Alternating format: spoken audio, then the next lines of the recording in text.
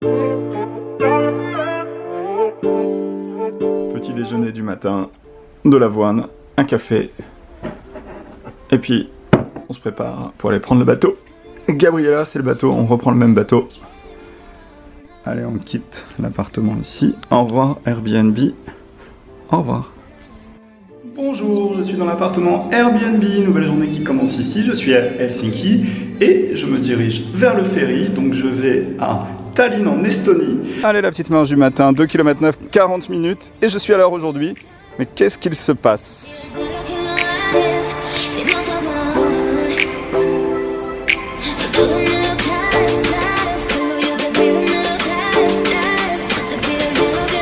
Fasciné par les GPS parce que regardez par où il me fait passer. Tous les itinéraires piétons en fait ils sont inclus. Donc là par exemple il me fait passer par ici et je vais remonter la rue par là. Ouais, je suis fasciné mais là ça m'intéresse moins par contre. Les escaliers avec la valise et les 29 degrés ici. Aïe aïe aïe. Ça descend. Allez, par ici, 18 minutes. Alors ça c'est ma valise cabine, vous connaissez la chanson. Mais ce qu'il faut que vous sachiez c'est que quand vous marchez ici dans les rues, dans les pays du Nord, c'est toujours séparé les trottoirs. Donc là c'est la partie pour les piétons et là c'est pas la partie pour les vélos. Et quand même faites attention parce que les vélos vont en général très vite, donc je vous conseille de faire très attention. Autre remarque que je voulais vous faire, c'est ça. Voilà, ça. Vous voyez ça? Quand il fait très chaud dans les pays du Nord, dans la mer Baltique, il y a une algue qui est dangereuse. Donc il faut faire attention. Hier quand j'étais au premier sauna, il m'expliquait que c'était interdit de se baigner à cause de cette algue-là parce que ça peut provoquer des irritations. Et moi quand j'ai nagé hier le soir, il n'y avait pas d'algues du côté où j'étais. Donc ça va, c'est plutôt dans les eaux stagnantes, je sais pas exactement. Mais en tout cas moi il n'y avait pas d'algues et je me suis pas gratté. Voilà. La dernière remarque c'est que quand on marche comme ça et qu'on évite de prendre le Uber, l'avantage c'est qu'on, sur le chemin, on découvre des choses touristiques, des choses moins touristiques. Mais c'est ça aussi le voyage, c'est profiter du temps qu'on a à pied pour découvrir. Par exemple ce petit café qui est très sympa en bord de l'eau. J'ai pas eu le temps mais si vous avez l'occasion de venir ici, profitez aussi peut-être des vélos. Je pense que c'est le bon plan ici les vélos. Je vais m'approcher pour regarder les prix. C'est carrément intéressant en fait parce que vous voyez pour 5 € vous avez 24 heures et vous avez accès à 30 minutes. Donc ça vaut vraiment le coup. C'est assez simple en plus. On installe l'application comme j'avais fait à Copenhague. Et les gens sont en confiance ici parce que regardez le vélo. D'ailleurs entre parenthèses c'est des Between, c'est des vélos Decathlon, vélos français. Mais regardez, les vélos sont carrément accessibles, les mecs ils les ont même pas raccrochés. Confiance. Ça c'est ce qui arrive en fait quand tu veux aller prendre ton ferry et que tu réalises qu'en fait la station de vélo elle est complète. Tu balances ton vélo ici. Vraiment cette grande roue je l'ai vue de partout. Finalement quand je suis approché du truc, c'est pas si grand que ça en fait. Elle est pas si grande cette grande roue. Et voilà, retour sur le Gabriella, il est là, à l'heure, parfait. On est parti. Et pour une fois, je suis à l'heure, le bateau part à 10h30 et il est 10h. C'est magnifique, comme quoi une bonne nuit de sommeil et pas d'alcool, c'est le secret. Et voilà mon boarding pass, en fait il m'a fait un prix, c'était 46 €, donc c'était un petit peu plus cher. Et il m'a fait un prix parce que je lui ai dit s'il vous plaît, s'il vous plaît. Donc il m'a fait rentrer un code et du coup j'ai payé 25 € aller simple pour aller à Tallinn. On est parti. Le charme d'une croisière authentique, regardez, c'est pas agréable, toute cette foule. Donc, encore une fois, je suis pas sûr de vouloir faire une croisière de 15 jours quelque part. C'est un peu le bad, la foule. Alors je vais vous dire là ça s'affole déjà alors que le bateau n'a pas démarré et qu'il n'y a pas de naufrage, mais j'imagine qu'en cas de naufrage ça va être horrible. Vous savez ce que c'est ça? C'est les gens qui font la file d'attente pour entrer dans les magasins. Ah voilà, ça c'est les couloirs avec les cabines. Bon, je vais pas vous refaire le détail du bateau parce qu'on a pris le premier bateau que j'avais pris de Helsinki de Stockholm à Helsinki, c'était le Gabriella et ça c'est le Mariella, mais voilà le type de cabine en fait, vous voyez, qu'on peut prendre. Et je pense que le lit d'en bas se transforme aussi, donc c'est pour 3 personnes. J'avais pas pu vous montrer ça sur le premier bateau, mais en fait vous voyez il y a aussi des lits couchettes. Donc il y a 1, 2, 3, 4 personnes qui peuvent dormir dans un lit couchette avec une douche et tout, donc c'est pas mal ça comme option. Je sais pas si vous vous souvenez, j'ai bu ça quand j'étais au bord de l'eau à Helsinki à la forteresse et j'ai payé les 4 pour 10 €. Et donc juste pour vous dire en fait que si vous les achetez sur le bateau, les 24 c'est 24. Donc, et le prix régulier, si vous achetez à Helsinki, c'est 60. Par contre, côté Tallinn, les prix sont à peu près les mêmes qu'à bord du bateau. Il y a moins de taxes.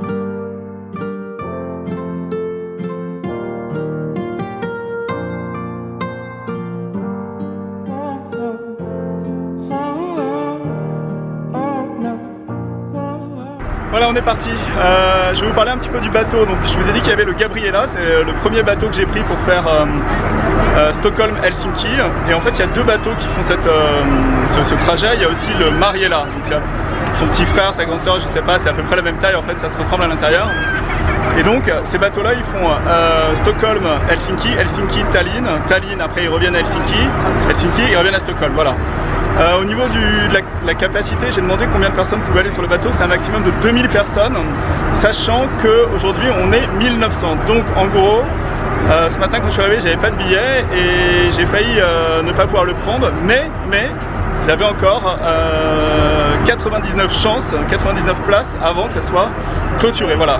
Bien sûr, j'ai pas de cabine, bien sûr, j'ai pas de quoi m'asseoir ni rien, et je dois traîner ma valise partout. Mais au moins, j'ai eu le bateau. Voilà. Donc on est parti en Estonie, à Tallinn, et je vais aller faire un petit tour encore à l'intérieur du bateau et je vais profiter aussi un petit peu du pont principal. Vous voyez derrière moi là, il y a un bar. Ça a l'air sympa aussi, mais on va éviter les abus d'alcool. Allez, on continue. Si vous vous souvenez, j'avais pris le bateau à l'aller sur le Gabriela et j'avais profité du coucher de soleil sur ce bar là. Et on dit au revoir à Helsinki. Ciao ciao. Regardez ce qu'on retrouve là, c'est la forteresse que j'ai été visiter avec Juha. Vous allez voir, c'est marrant parce qu'on retrouve aussi le sous-marin. Je me suis approché du sous-marin. Et on retrouve aussi l'endroit d'où j'ai fait voler le drone. Je vais vous montrer ça dans une seconde. C'est marrant quand même. Enfin, c'est pas marrant mais... Voilà, c'est sur ce ponton que j'ai fait voler le drone.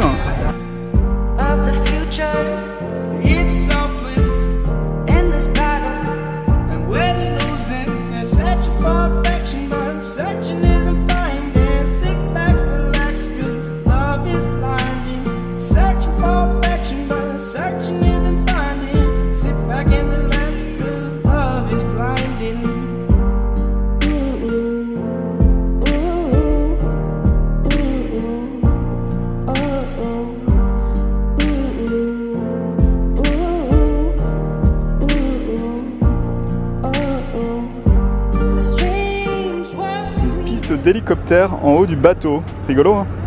Est-ce qu'on fait voler le drone ou pas? Non, je crois pas, non.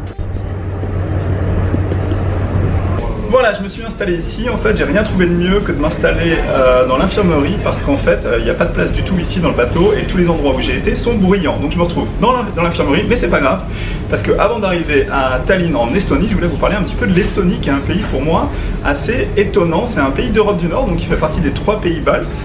Donc dans les 3 pays baltes, on a l'Estonie en premier, on a aussi la Lettonie et la Lituanie. Nous, on va aller en Estonie, un pays qui fait 1,3 million d'habitants. C'est un des plus petits pays au monde. En fait, il est classé 154e au monde sur quasiment 200.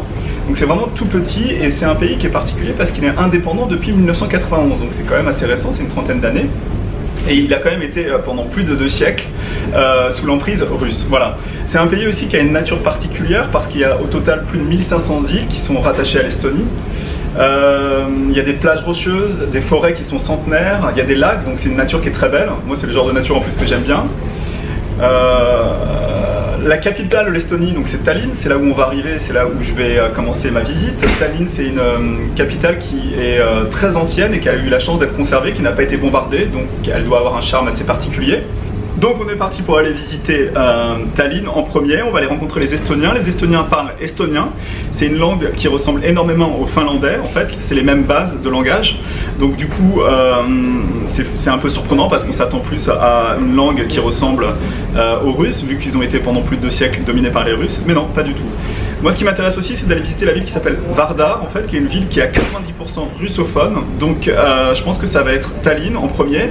Je vais aller passer une journée peut-être 2 à Vardar et je vais ensuite aller sur Tartu qui est la 2e grande ville estonienne. Donc voilà, on est parti. Moi je voulais vous parler un petit peu de l'Estonie pour vous faire un petit descriptif de ce pays que peu de personnes connaissent, moi le premier. Donc là je suis sur le bateau, toujours dans l'infirmerie, on arrive dans une demi-heure, ce que vous entendez c'est la porte qui claque, et ça fait partie aussi des contraintes d'enregistrement vidéo. Donc voilà, on arrive dans une demi-heure et moi je vous retrouve de l'autre côté quand on est arrivé à Tallinn. C'est parti. Et voilà, 13h05, on arrive à Tallinn.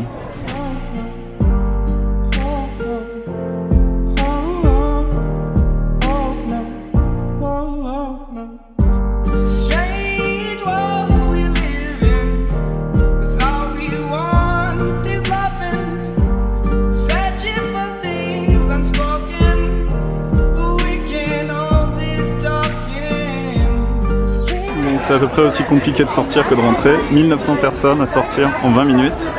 Et là-haut, si vous voyez, en fait, c'est là qu'il y a le poste de commandement dans cette espèce de grande tour. On ne peut pas visiter malheureusement. Le bateau s'appelle le Mariella. Petite pensée à Mariella, de l'amant de Jérémy. Là, il décharge les voitures par l'avant.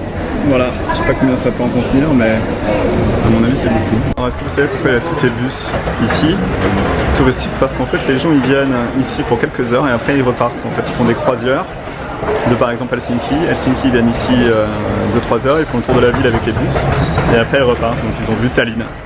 Mais nous c'est pas ce qu'on veut. Nous on veut voir plus que ça. 5 nuits ici. Voilà, 18 minutes à pied, c'est l'avantage des auberges quand elles sont centrales. Petite église perdue au milieu de nulle part entre deux centres commerciaux et pompes à essence. Ça c'est mignon, c'est plein de petits restaurants en fait qui ont été foutus à l'intérieur. Une espèce de complexe et en rénovation. On va les voir. Curieux cette architecture de bâtiments parce que c'est des vieux bâtiments là qui sont là. Sur le dessus ils ont construit du moderne avec des façades en imitation de pierre. Et le pire c'est que c'est plutôt réussi. Et voilà le Welcome Hotel, regardez. Construit dans une ancienne usine. Checking in the hostel. Okay, come to the 5th floor, please. Okay, thank you.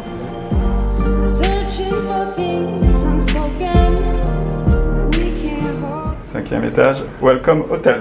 Et voilà, ça c'est l'accueil de l'auberge de jeunesse. En fait, il m'expliquait que c'était des anciens bureaux et qui ont été transformés en auberge de jeunesse. Et là, c'est la petite cuisine en fait qui est pas très grande, mais qui finalement est pratique. Et je pense qu'en fait, c'était l'ancienne cuisine des bureaux, des gens qui travaillent dans les bureaux, mais bon, c'est bien. Il n'y a pas de fenêtre, mais c'est pas grave. C'est pratique pour le voyageur en auberge. Ça, c'est les gens de tous les pays du monde qui sont venus ici. Il y en a de partout. Et voilà, arrivé à Tallinn, en Estonie. On se repose un petit peu. J'ai 1 heure avant de pouvoir rentrer dans la chambre. Et une fois que j'ai fini, je peux aller commencer à visiter la ville. Allez, on se repose un peu. Il y a un monstre ici dans l'auberge, regardez, il court avec sa musique. Le monstre. Again. Voilà mon lit pour les 5 prochaines nuits. Le lit ici, et là c'est là où je peux ranger mes affaires. Il y a un locker, je vous montre. Hop. C'est là où je mets ma valise. Et voilà l'auberge de jeunesse, donc un lit ici, un lit ici, un lit ici, mon lit ici et un dernier lit ici, un placard pour ranger les affaires. Allez les amis, je suis dans l'auberge de jeunesse en fait, donc c'est vraiment très chouette cet endroit-là parce que ça a beaucoup de caractère. C'est je pense une ancienne usine qui a été transformée en bureau, puis les bureaux qui ont été transformés en auberge de jeunesse, donc vraiment c'est très chouette. J'ai discuté avec Reynald en fait, et Reynald il est estonien et il va aller dans 2 jours à Paris et donc je lui ai proposé qu'on aille boire un verre et de se rencontrer pour discuter un petit peu de l'Estonie et pas que en fait. Donc là je suis parti pour le rejoindre, Reynald, et je vous dis à tout de suite de l'autre côté avec Reynald. Voilà, il va nous parler un petit peu de son pays, l'Estonie, et on va le faire parler en estonien pour que vous voyez à quoi correspond la langue ici locale de l'Estonie. Je devrais arriver d'ici quelques minutes et je voudrais vous demander votre avis. Est-ce que vous trouvez que le format de rencontrer des gens comme ça et de parler un petit peu avec eux, d'essayer d'aller chez eux, est-ce que c'est un format qui vous plaît? Donnez-moi votre avis dans les commentaires. C'est un peu c'est pas la question du jour, mais c'est un petit peu la question que je me pose et je voudrais savoir ce que vous en pensez, parce que moi je trouve qu'en fait voyager, je vous l'ai expliqué, c'était une aventure sociale et je mets vraiment tous mes efforts dans l'idée de rencontrer des gens. Alors dites-moi si ça vous plaît, voilà. Donc Reynald arrive dans 2 minutes, donc on va rencontrer un Estonien, voilà, à tout de suite. Hello Reynald, nice to meet you. Hi. Vous voyez en fait c'est le quartier qui a été transformé, c'est les anciennes usines qui ont été transformées avec des structures placées sur le haut. On aime, on n'aime pas, mais c'est assez particulier. Là on rentre dans la vieille ville en fait qui n'a pas été détruite, qui est toujours conservée, donc qui date d'il y a très très longtemps, je pense de l'époque médiévale. And it goes to the town hall square. Okay. And art was usually designated for like for trading. Market. Yeah. And it was more like for people who entered to that. Okay. The old town, if you. Ça c'est la porte d'entrée de l'ancienne ville. À l'entrée de la vieille ville en fait on trouve des fleurs et ce que m'expliquait Reynald, c'est que les fleurs en fait c'est ouvert 24 heures sur 24, donc ça ne ferme pas la nuit. Donc Reynald m'explique qu'on est dans le quartier de la vieille ville et que là c'est des restaurants qui sont typiques du Moyen-Âge, vous voyez, ce genre de bâtiments, et qui sont assez chers et touristiques, donc les Estoniens, ils ne vont pas dedans. Bon, vous savez que j'aime bien vous montrer les drapeaux, donc tout ça c'est le drapeau de l'Estonie, c'est bleu, noir et blanc, voilà, drapeau de l'Estonie. Ça c'est le Town Hall, bâtiment principal, et je vais vous montrer ce qu'il y a autour. En fait, ce qu'il m'explique, Reynald, c'est que tout le panorama ici en fait est très connu et on retrouve des restaurants typiques avec les façades de couleur, et c'est pour les touristes. Restaurant russe ici. C'était à l'époque le point zéro de la vieille ville, et c'est aussi l'endroit où avaient lieu les châtiments. Bon là c'est tous le même propriétaire, et que si vous venez ici donc sur la place principale, c'est ceux qui conseillent parce qu'on y mange plutôt bien. Ok, a priori donc la place là juste derrière, là il y avait des bâtiments, et il va me montrer les photos. C'est la maison qu'il y avait avant et elle a été détruite. Donc ça, il m'explique que c'est la ville haute. Bon là il est en train de m'expliquer qu'en fait quand il y a eu les attentats, le ministère estonien, je sais pas exactement le bâtiment, il a été coloré en bleu, blanc, rouge. Il est en train de me montrer ça. Regardez, c'était coloré en bleu, blanc, rouge. Et voilà le bâtiment. On s'apprête à boire un vin italien semi-sweet. Subscribe to Benji Around the World channel. C'est marrant, mais en fait c'est vraiment très difficile à expliquer après avoir passé quasiment 3 semaines dans les pays du Nord en fait, et je me retrouve ici à Tallinn en Estonie, et je me rends compte à quel point j'aime les pays, alors c'est pas un pays de l'Est en fait, mais ce genre de pays, ces vieilles villes moyenâgeuses avec plein d'authenticité. Voilà, donc je me retrouve ici au milieu de Tallinn, et là regardez, c'est le bâtiment principal, c'est magnifique.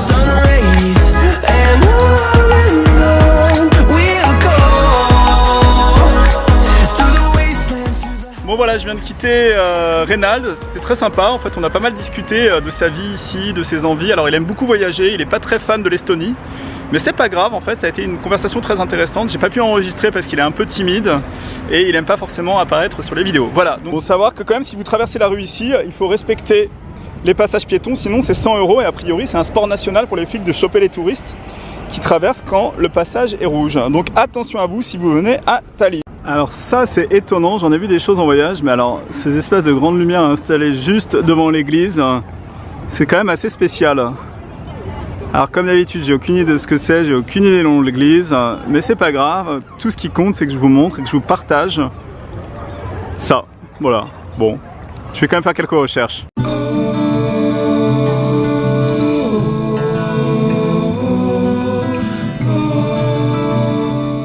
Est-ce que vous êtes capable de m'expliquer ce qu'ils sont en train de faire sur les voies de tram à 1 h du matin?